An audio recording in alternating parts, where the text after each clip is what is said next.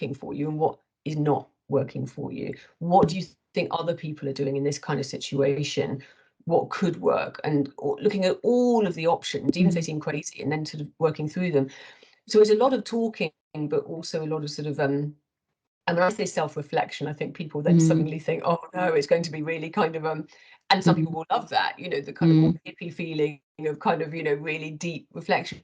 It's not that necessarily at all, and it's not how I would do it, but it's just being able to be honest with yourself and think, yeah, I'm not so good at this, and I'm actually reaching out for some help here, and working through those things. The examples are particularly helpful. You know, very often before I meet with someone, I say, just think back through some examples where things have been more difficult or easier and what the differences have been, and before I meet with you, if things happen, you know, between now and then, bring those examples with you too, and that's the most practical and helpful way of working through things very often.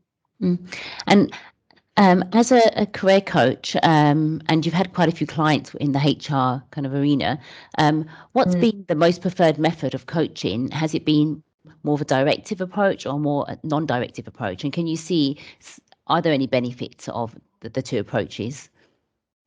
Yeah, it's interesting, isn't it? Because, I mean, if you're going to go down the route of what I would call pure coaching in its absolute purest definition, it would be very non-directive. It would be very much me asking the right questions and people coming to their own conclusions.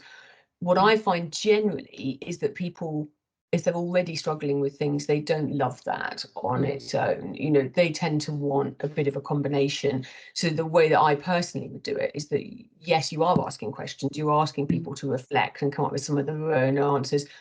But when they start to struggle, I make suggestions of, well, should we look at this and should we look at this and see what we think. So again, it's not directive and saying, well, I tell you what you should do, and just coming up with the absolute answer, because I'm not the expert in that company, that situation, those personalities. I can just look at what's going on and make suggestions.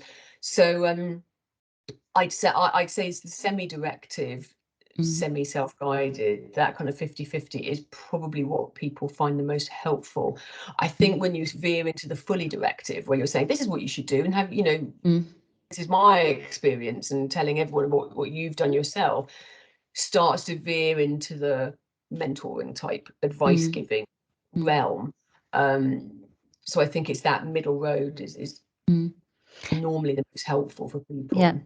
And I'm thinking, as a HR practitioner, you almost want to be guided, but not really told how to do things, because you also want to grow in your role. You also want to learn from some mistakes that you may have made. That's where the reflection comes in. And what could you have done differently in this situation? How could you have handled this situation differently? And what relationships could you have continued to hold on if you had handled it this way? Because I know in big organizations, there's so much politics and there's so many senior leaders that you're trying to balance the personalities and trying to make everyone happy, but it doesn't always work like that. And I feel that, yeah.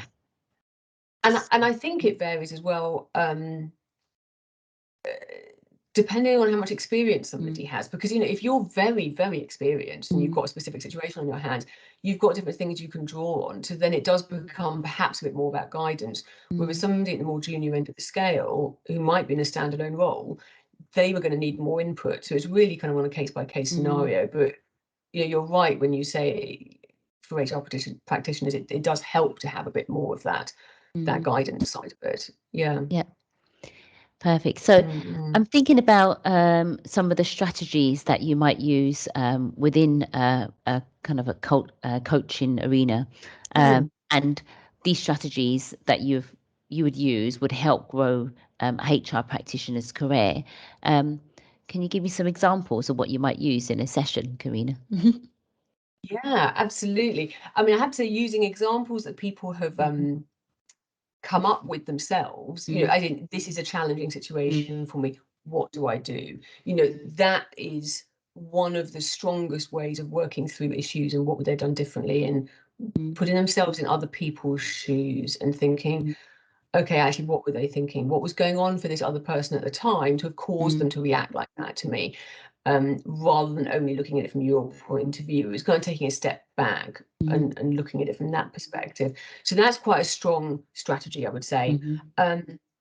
Another one is sort of looking at what I call the grow model, which is really looking at what is the goal of that individual, what is it you're wanting to do? And that hasn't got to be a big, huge goal. We're not talking about, oh, well, I want to be a HR director in 2 years' time. We're talking about, smaller things. I want to be able to have easier conversations with senior people right now, and then looking at, what kind of resources do you have right now? What's in your control? What are you good at that you can use in order to get to that goal? What things do you actually need? Where are you going to get them from? How are we going to work through it? So it's kind of this model. It looks at the goal, what you have, what you need, how you're going to get it, and work gradually through that as a process as well. It's that thing, in your head what you want to do, but I think when you actually put it down on paper and you talk through it, that can have a lot of strength to it as well. And then on a kind of ad hoc basis, depending on what the situation is, I have various little kind of models I use. So things like in terms of communication, which I think is one of the most common themes I have generally, not only just with HR professionals, but across the board. How do I get better at communicating? Is this model of where do people fit in to 4 different areas? Are they a driver? Do they push for things? Or are they more of a friendly person where the relationships are important to them? And there's another couple of things in there. And let's have a look at all these people you're dealing with. Where do they sit on this scale? Where do you sit? How do they want to be interacted with? And how can you adapt your style to get closer to that?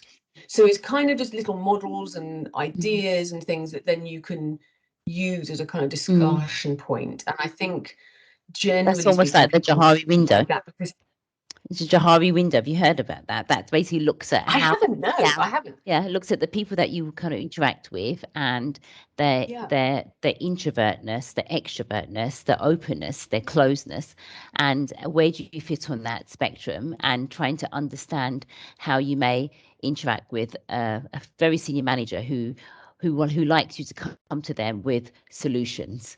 And if you come to them with a problem, they're not interested in knowing the problem. They want to know about the solution. And then you'd have to build your kind of credibility and your expertise to come to this person with the solution rather than problems. And when you build this into this relationship you have, that credibility is built, and this senior manager respects you a lot more than coming to them with problems. So that's almost understanding this, and also understanding yourself and how you how you may approach difficult situations, and understanding basically the people that you work with. That really works. Yeah, it's really helpful as a HR practitioner. Yeah. It's a matter. The one I'm using isn't quite the same as that, but it's very similar. I think there's lots of these models around, aren't there, which are very similar in feel, and I think it helps in thinking of all of your interactions in that way. The senior people, as you say, and then looking at your team and knowing what's important to them. I had one thinking of a specific example. I had one very interesting case where there's one of the individuals that a few of my coachees have interacted with is actually, when it comes down to it, what you call a driver. He's end result focused. That's all he cares about, but actually presents as being very friendly and amiable. And so people mistake it. They go in there and they're all chat, and kind of trying to build up this rapport, which he does want to do, but then it's down to business. And it's looking at, okay, well, how do you work with that? How do you judge what the frame of mind is that day? Because what you want is to get the result you need out of it. So yeah, it's fascinating. It's a very helpful tool to work with, I think. Yeah. Perfect. So we can definitely share this grow model with the listeners as well, because this could be something that they work on themselves, and thinking about where they are at now in their career, where they want to go to, and kind of some of the development areas that they may feel that they have that they could put down on this model. It may not be this massive goal like you said, but it could be those incremental steps that they put down. Yeah. Perfect. So the next question, Karina, is really thinking about do you have to move companies really to grow your career as a HR professional? This was a question that I thought I'd pose to you because I mean, I know the answer to that, but I want to have your opinion on that, Karina. Do you have to move companies to grow your career as a HR professional? No, see, I would love to know what your answer is. My answer, my top level answer, is going to be it depends. Okay. Now, I would love to be able to say, no, you don't. Yeah. Absolutely no, you don't. But I think it does depend what kind of company you're in, you know. So obviously, if you're in a really enormous company with a huge HR structure, there will probably be turnover. There's that opportunity to progress, as long as you are putting yourself in the right position for those opportunities, that, you know, you're making sure you've got the visibility, personal impact, all these things that, you know, we've mentioned. I think, though, if you're in a small company, it doesn't mean you've got to jump ship to progress. Sometimes it will, because there literally just are not the opportunities. However, if you've got the right culture at that company, or you can even encourage this kind of thing, it is absolutely possible, as the company grows, you're growing with it, that you can laterally create something, you know, that you say, right, well, I can see there's a gap here, you know, I can fill that gap and I can do the added extra. So I think there's definitely there's room to grow wherever you are. I think sometimes you have to look for it harder, perhaps, than you might in what I would call a highly structured large corporate, where there is that natural kind of progression, normally speaking. But I think it's there, you know, and I would hope that people are able to grow within an organization. Sometimes it just can't be helped, you know. I think it's too small, it's the company's not growing, then probably you do have to move, you know. So it does depend on specific circumstances, and thinking, I think as an HR professional, you also need to think, what skills do I not have which I need to get exposure to in order to be able to grow my career? You know, so that you make sure you're gathering them as you go, and you don't get to a point where you're missing some massive gap. You know, it might be something as simple as, I definitely need to have recruitment experience, or I definitely need to have employment law, disciplinary experience, etc. It might just be more a case of, I need to have experience of dealing with difficult people, or you know, I need more challenging situations to operate in. It hasn't got to be what I would call a professional skill set, but it's just being aware of it all and thinking, right, what do I need to do? Yeah. So I was What's going to. your answer? What Yeah, do you yeah. think now? No, I actually agree with you, Karina, because having worked in various organisations and being a standalone HR manager before, I do feel that sometimes the large organisations with this tight, rigid structure, it doesn't really enable you to grow, because if the person there is ahead of you who's not willing to move on in their position, there is no space for you. And if you feel ready within yourself to take on more responsibility, to you know, to learn new things that you're not able to learn in your role, and you're fighting this barrier of the person in front is not willing to delegate more to you, where do you go to? And then sometimes there is that need that you have to leave in order to progress further.